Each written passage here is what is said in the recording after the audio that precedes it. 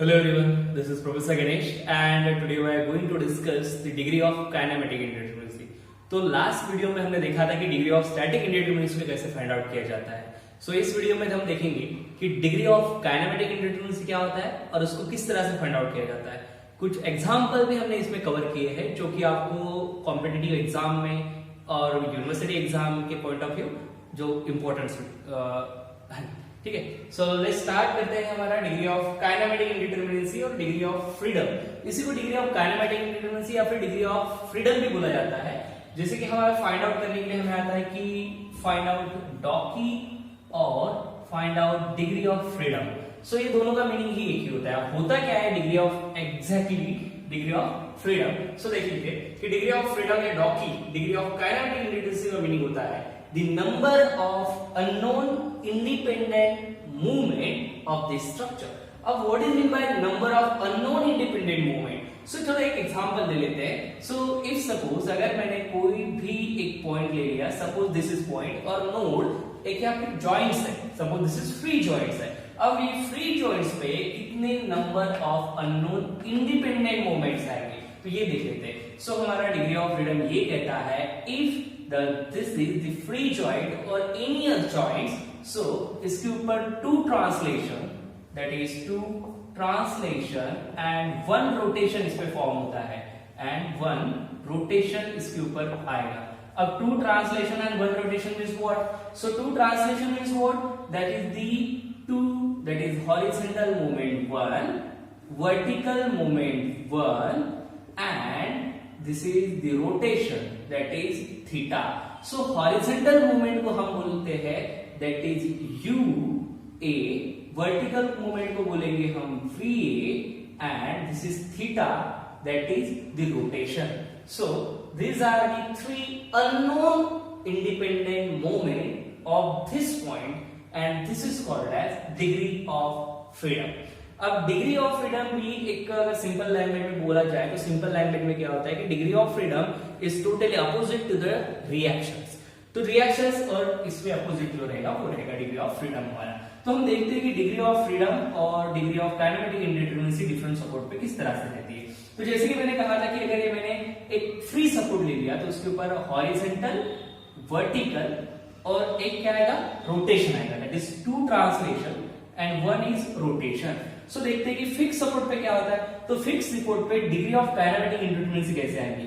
तो मैं देखना, अगर मुझे देखना है तो यहाँ पे क्या क्या आएगा. तो सबसे पहले मैं लिख लेता हूँ UA, VA एंड थीटा है. तो ये क्या होता है, ये normal two translation and one rotation मैंने लिख दिए. अब देखना है कि क्या क्या आता है. तो जैसे कि ये फिक्स सपोर्ट है तो फिक्स सपोर्ट पे क्या होगा, फिक्स सपोर्ट पे वर्टिकल रिएक्शन आएंगी तो vertical reaction gate cancer. Horizontal reaction भी आएंगी तो हॉरिजॉन्टल रिएक्शन गेट कैंसर. और क्या है, ये फिक्स है तो यहाँ पे मोमेंट भी आएगा, इसलिए डिग्री ऑफ फ्रीडम बनता है इसके ऊपर 0. तो इस पे क्या होगा कि ये तीनों टू ट्रांसलेशन भी आएगी, एक रोटेशन भी आएगा, मतलब इसमें अननोन जो डिस्प्लेसमेंट होने वाले हैं वो होंगे ही नहीं. तो अननोन डिस्प्लेसमेंट होंगे नहीं, मतलब यहाँ पे डिग्री ऑफ काइनेमेटिक इंडिटरमिनेसी कितना आ गया, 0. देन नेक्स्ट की बात करते हैं पिन जॉइंट या इसी को बोला जाता है हिंज जॉइंट. तो हिंज जॉइंट पे भी मैं ऐसे लिख लेता हूँ UA, VA एंड थीटा है. तो देखते हैं अभी यहाँ पे क्या क्या होगा. तो हिंज है मतलब यहाँ पे वर्टिकल रिएक्शन आएंगी, गेट कैंसल. हॉरिजॉन्टल रिएक्शन आएंगी, ये भी गेट कैंसल. बट क्या है कि यहाँ पे हिंज है मतलब यहाँ पे मोमेंट की वैल्यू क्या होगी, 0. मतलब रोटेशन की वैल्यू क्या होगी, 0. मतलब यहाँ पे रोटेशन आएगा क्या, नहीं आएगा. देयरफॉर यहाँ पे एक अननोन डिस्प्लेसमेंट हो रहा है. तो अननोन डिस्प्लेसमेंट क्या हुआ, that is rotation theta A. तो यहाँ पे एक डिग्री ऑफ फ्रीडम आएगा और एक डिग्री ऑफ फ्रीडम कौन सा रहेगा, that is theta A, that is rotation eight A. ठीक है. देन बात करते हैं रोलर सपोर्ट की. तो रोलर सपोर्ट पे भी मैंने इस तरह से लिख लिया. ठीक है. अब देख लीजिए रोलर सपोर्ट के लिए क्या होगा, UA, VA एंड थीटा है. सो देखते हैं. अब देखो इसमें हॉरिजॉन्टल रिएक्शन आएगी क्या, नहीं, क्योंकि हॉरिजॉन्टल जैसे ही मैंने डिस्प्लेस करना चाहा तो यहाँ पे क्या है, रोलर लगा है तो हॉरिजॉन्टल नहीं होगा. वर्टिकल रिएक्शन आती है तो वर्टिकल गेट कैंसल. और क्योंकि ये रोलर है तो यहाँ पे मोमेंट की वैल्यू 0, मतलब यहाँ पे थीटा भी कैंसल नहीं होगा. सो देयरफॉर यहाँ पे कितने आएंगे unknown displacement, 2. So that is this unknown displacement is called as DOKI or degree of freedom for the roller support. तो रोलर सपोर्ट पे क्या क्या आएगा, that is horizontal displacement and rotation, they are two unknown displacement or movement, ठीक है। So movement कितने आएंगे, independent movement 2 आएंगे, तो इसलिए डिग्री ऑफ फ्रीडम होगा रोलर का 2। देन नेक्स्ट की बात करते हैं फ्री सपोर्ट। तो देखो मैंने यहाँ पे फ्री सपोर्ट दिखा दिया, तो फ्री पे भी लिख लेते u A v A and theta A. So u A v A and theta A, तो देख लेते हैं यहाँ पे कितना होगा। यहाँ पे हॉरिजॉन्टल रिएक्शन आती है क्या, नहीं आती है। वर्टिकल रिएक्शन भी नहीं आती है, और मोमेंट भी नहीं आता, मोमेंट भी यहाँ पे 0 रहता है क्योंकि ये सपोर्ट क्या है, फ्री है, तो इसके ऊपर कुछ भी कट नहीं होगा। सो देयरफॉर इसका जो डिग्री ऑफ फ्रीडम है वो बनता है 3, तो that is 3 degree of freedom. और ये 3 कौन से अननोन है, U V and theta. Then बात करते हैं हॉरिजॉन्टल और वर्टिकल शियर की। तो आपके लास्ट जो मैंने पढ़ाया था आपको डिग्री ऑफ स्टैटिक इंडिटरमिनेसी, तो उनमें देख लीजिए कि मैंने आपको इसकी रिएक्शन लिख के दी थी 2। तो अगर 2 रिएक्शन है तो यहाँ पे आपका डिग्री ऑफ फ्रीडम बनेगा 1। इसको आप सिंपल लैंग्वेज में भी लिख सकते हैं कि total this is 2 translation 1 rotation minus number of reaction कर दीजिए आप, तो आपका आंसर मिल जाएगा। इस पे 3 रिएक्शन आती है, इसलिए 3 - 3 0। इस पे 2 रिएक्शन आती है, 3 - 2 = 1। इस पे 1 रिएक्शन आती है, 3 - 1 = 2। यहाँ पे एक भी रिएक्शन नहीं आती इसलिए 3, और इस पे 2 रिएक्शन आती है इसलिए 1। इस तरह से हमने क्या किया, डिग्री ऑफ फ्रीडम और डिग्री ऑफ काइनेमेटिक इंडिटरमिनेसी जो है वो हमने फाइंड आउट कर लिया। तो आगे देखते हैं कि डिग्री ऑफ काइनेमेटिक इंडिटरमिनेसी और डिग्री ऑफ फ्रीडम को किस तरह से कैलकुलेट किया जाता है, बाय फॉर्मुलेशन। तो फॉर्मुलेशन के लिए फॉर ट्रस के लिए है कि डी की that is degree of kinematic indeterminacy is 2J minus RE। RE is the reaction, total reaction, J is the joint. ये होता है पिन जॉइंटेड 2D फ्रेम। तो 2D फ्रेम को हम क्या बोलते हैं, दैट इज प्लेन फ्रेम। जो मैंने प्रीवियस आपको जो वीडियो है उसमें बता दिया है। देन 3J माइनस RE ये होता है स्पेस के लिए, ठीक है। तो ये हुआ प्लेन के लिए और ये हुआ स्पेस फ्रेम के लिए। देन देखते हैं फॉर फ्रेम, फ्रेम के लिए क्या क्या होगा। तो फ्रेम के लिए रहता है degree of kinematic indeterminacy is 3J minus RE, वो रहता है रिजिड जॉइंटेड प्लेन फ्रेम। अब रिजिड जॉइंटेड प्लेन फ्रेम है तो इसके लिए रिजिड अगर है जॉइंट तो इसके लिए रहेगा 3J, और पिन में क्या रहेगा आपका 2J। तो ये मैंने कल आपको बताया था कि अगर पिन रहता है तो वहां पे हम मोमेंट जो है रोटेशन को क्या कर देते हैं, टोटली निग्लेक्ट करते हैं, ओनली 2 ट्रांसलेशन देखते हैं। इसलिए यहाँ पे प्लेन में क्या हुआ 2 आया, और यहाँ पे प्लेन में क्या हुआ 3। तो ये यहाँ रखना है, अगर पिन जॉइंटेड है तो 2, अगर रिजिड है तो इसमें रोटेशन आ जाएगा। इसमें 2 ट्रांसलेशन रहेंगे, इसमें 2 ट्रांसलेशन प्लस 1 रोटेशन रहेगा, इसलिए 3J। देन अगर इसको क्या कर देते हैं हम, निग्लेक्टेड एक्सियल डिफॉर्मेशन। तो फ्रेम में कई बार आपको बोला जाता है बीम में कि एक्सियल डिफॉर्मेशन को निग्लेक्ट कर दो बीम में जनरली, तो उसमें रहता है 3J minus M plus RE। M is the number of member and RE is the reaction, J is the joint. वही अगर रिजिड जॉइंट हमारा स्पेस में है तो उसके लिए रहेगा 6J।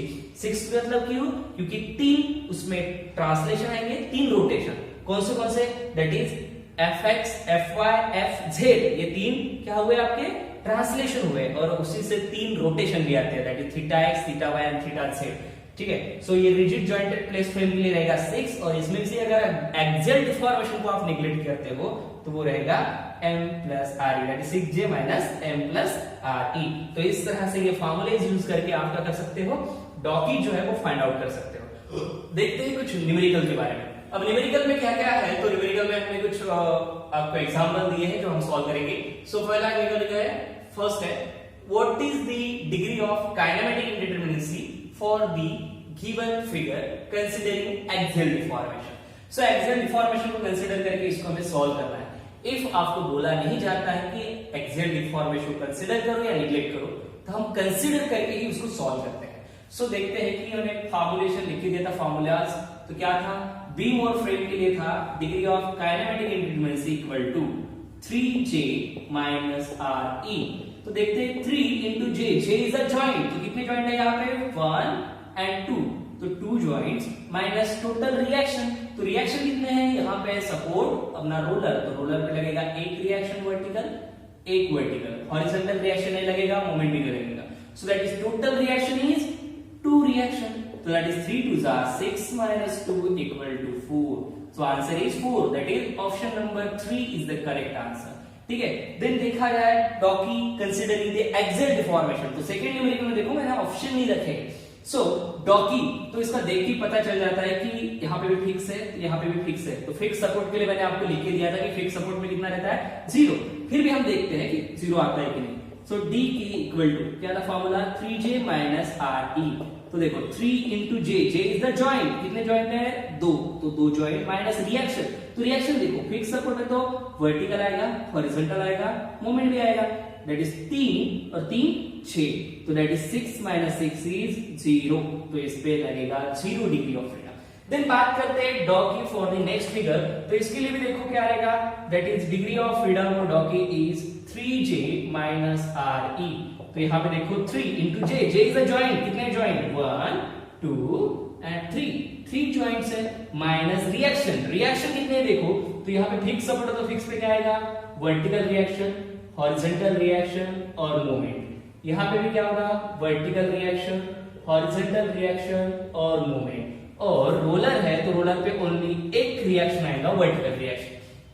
तो देयरफॉर देखते हैं 1 2 3 4 5 6 एंड 7, तो टोटल रिएक्शन कितनी हुई 7 रिएक्शन हुई, दैट इज 3 3 9 माइनस 7, तो आंसर इज 2, दैट इज 2 कहां है, तो option number 3 is the correct answer. Then देखते हैं नेक्स्ट 4, इसके लिए मैंने ऑप्शन नहीं रखा है, डायरेक्टली इसको सॉल्व करके देखते हैं। यहाँ पे कुछ भी बोला नहीं है, तो यहाँ पे हमने बोला था कि degree of freedom find out करना है। कंसीडरिंग एक्सियल बोला नहीं है, तो हम समझते हैं कि कंसीडरिंग द एक्सियल डिफॉर्मेशन। तो देखते हैं कि क्या होगा 3j माइनस आर ई, तो दैट इज 3 इंटू जॉइंट कितने हैं 1 2 3, तो 3 जॉइंट माइनस रिएक्शन देखते हैं। अब रिएक्शन कितने होंगे, सो फिक्स है इसलिए हॉरिजॉन्टल, वर्टिकल और मूवमेंट। यहाँ पे रोलर है, रोलर पे एक लगेगा, यहाँ पे भी रोलर पे एक रिएक्शन लगेगी, तो टोटल रिएक्शन कितनी हुई 1 2 3 4 एंड 5, तो therefore total is 3 3 9 minus 5, that is answer is 4, तो 4 डिग्री ऑफ फ्रीडम है। सो बात करते हैं कुछ फ्रेम की, तो फ्रेम में डिग्री ऑफ फ्रीडम किस तरह से फाइंड आउट किया जाता है। तो हमारे पास कुछ फ्रेम्स है, 2 फ्रेम्स लिए हैं हमने, 2 फ्रेम्स में क्या करना है कंसीडरिंग द एक्सियल डिफॉर्मेशन, और इन 2 फ्रेम में निग्लेक्टिंग द एक्सियल डिफॉर्मेशन। तो क्या होता है फर्क को मैं समझा देता। सो फाइंड डॉकी, ये डॉकी बोला है तो इसमें कंसीडरिंग निग्लेक्टिंग कुछ नहीं बोला है, तो हम क्या करेंगे कंसीडरिंग द एक्सियल डिफॉर्मेशन। तो इसके लिए ऑप्शन मैंने 11 6 7 एंड 4, तो देखते हैं क्या क्या होता है। So first of all Dawki, तो फ्रेम के लिए कंसीडरिंग द एक्सियल डिफॉर्मेशन, तो ये रहता है डीके डॉकी equal to 3j minus R E. तो यहाँ पे देखो 3 into J, J is the joint, तो जॉइंट कितने हैं you know 1 2 3 4 5 and 6, so 6 joint minus reaction, तो रिएक्शन देखते कितने हैं, तो यहाँ पे क्या है बाबा फिक्स है, तो फिक्स पे कितने रिएक्शन रहते हैं 3, हॉरिजॉन्टल वर्टिकल एंड मूवमेंट। तो यहाँ पे 3 रिएक्शन आएंगी 1 2 एंड 3। हिंज है तो हिंज पे क्या रहेंगी 2 रिएक्शन, और यहाँ पे भी हिंज है तो यहाँ पे भी क्या रहेंगी 2 रिएक्शन, मोमेंट 0। तो गिन लेते हैं 1 2 3 4 5 6 7, तो टोटल इज 7, सो कितना हो गया that is 6 3 18 minus 7, so that is the answer is 11, so option number 1 is the correct answer।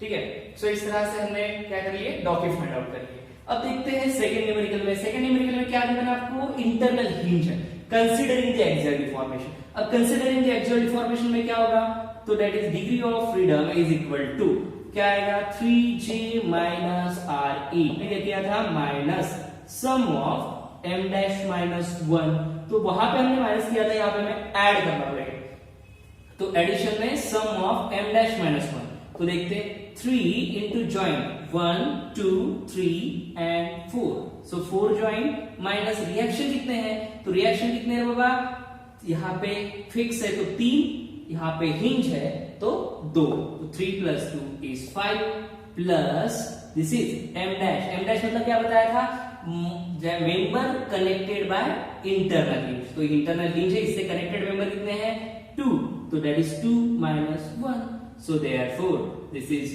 12 minus 5 plus 1, so that is 13 minus 5 is कितना होगा 13 minus 5 is 8, so that is option number 3 is the correct answer। Then देखते हैं next is docking, neglecting the axial deformation. तो axial deformation को यहाँ पे neglect करना है, तो निग्लेक्टिंग में क्या फर्क रहता है वो देखो। तो ये फ्रेम ही है, तो फ्रेम के लिए क्या रहेगा, degree of freedom equal to ये रहेगा 3j माइनस RE। तो यहाँ पे मैंने क्या बोला था कि अगर आपको निग्लेक्टिंग एक्सियल डिफॉर्मेशन बोला जाता है तो 3j minus m plus RE करना है आपको, ठीक है। सो दैट इज 3 इंटू j मतलब joint 1 2 3 and 4। So 4 joint minus member देखो कितने हैं, तो 1 2 एंड 3, 3 मेंबर है, तो 3 मेंबर प्लस रिएक्शन। तो रिएक्शन देखो यहाँ पे क्या है, फिक्स सपोर्ट, तो vertical horizontal and movement, same to same vertical horizontal and movement यहाँ पे भी आएगा। तो 3 plus 3 is 6, so that is 12 minus 9, so therefore answer is 3। So option number 2 is the correct answer. Then fourth में देखो, fourth में भी वही बोला है, निग्लेक्टिंग द एक्सियल डिफॉर्मेशन करके कैलकुलेट करना है। तो इसके लिए क्या होगा, dk equal to 3j minus m plus RE। तो यहाँ पे देखो 3 into j is the joint, तो ज्वाइंट गिनो 1 2 3 4 5 6 7 8 9। सो 9 ज्वाइंट है, minus m is the member देखते हैं, पहले वर्टिकल मेंबर गिन लेते, 1 2 3 4 5 6, अब हॉरिजॉन्टल 7 8 9 10, तो 10 मेंबर है, प्लस रिएक्शन देख लेते हैं। रिएक्शन देखो यहाँ पे क्या है बाबा, फिक्स, तो वर्टिकल हॉरिजॉन्टल मूवमेंट, रोलर है तो वर्टिकल, हिंज है तो roller, that is horizontal and vertical. So that is 1 2 3 4 5 and 6, तो टोटल इज 6। तो आंसर कितना हुआ, दैट इज टोटल इज 27, ठीक है, माइनस 16। तो 27 माइनस 16 इज आंसर इज 11। तो 11 इज द करेक्ट आंसर। इस तरह से हमने क्या किया, डिग्री ऑफ फ्रीडम जो है वो हमने समझ लिया है for beam member and frame member. अगर आपको वीडियो अच्छा लगता है तो प्लीज सब्सक्राइब भी करें, लाइक करें और शेयर जरूर करें, ठीक है। तो ये भी सभी कॉम्पिटिटिव एग्जाम के लिए आपको हेल्पफुल रहेगा। So thank you.